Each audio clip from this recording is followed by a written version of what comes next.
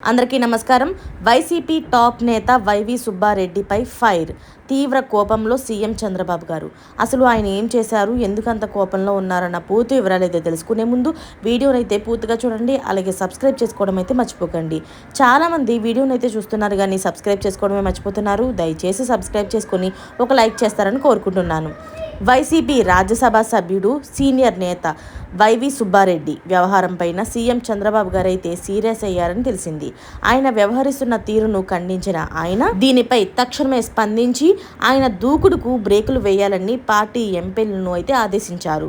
దీంతో TDP parliamentary పక్ష నాయకుడైన లావు శ్రీకృష్ణదేవరాయలు వైవి వ్యవహారాన్ని అయితే ఎండగడుతూ రాజ్యసభ చైర్మన్కు సుదీర్ఘ లేఖ అయితే రాశారు. వైవి చేసిన ప్రతిపాదనను ఎట్టి పరిస్థితుల్లో కూడా స్వీకరించరాదని కోరారు. అమరావతి రాజధానికి చట్టబద్ధత కల్పించే బిల్లుపైన పెద్దల సభ రాజ్యసభలో చర్చ జరిగిన విషయం తెలిసిందే. అయితే 1:49 పాటు ఈ విషయంపైన అన్ని పార్టీల సభ్యులు కూడా చర్చించారు.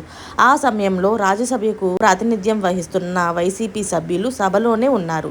వారికి చైర్మన్ ఉపరాష్ట్రపతి పిసి రాధాకృష్ణన్ 5 నిమిషాల సమయం అయితే ఇచ్చారు. దీంతో సుబ్బారెడ్డి సహా పలువురు సభలోనే ప్రసంగించారు.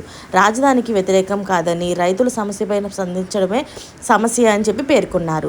అయితే ఈ క్రమంలోని తామంతా కూడా వాకౌట్ చేస్తున్నామని చెప్పి సుబ్బారెడ్డి సహా 7 వైసీపీ సభ్యులైతే బయటకు వచ్చేశారు. అంటే చైర్మన్ ఇచ్చిన 5 నిమిషాల సమయంలో వారు వాడుకున్నది కేవలం 4 నిమిషాల లోపే.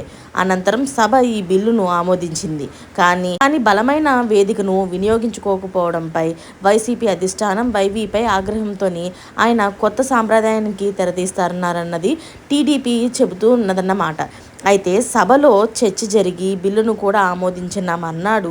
వైవి సుబ్బారెడ్డి నేతృత్వంలో వైసీపీ సభ్యులు చైర్మన్ నివాసానికి వెళ్లారు.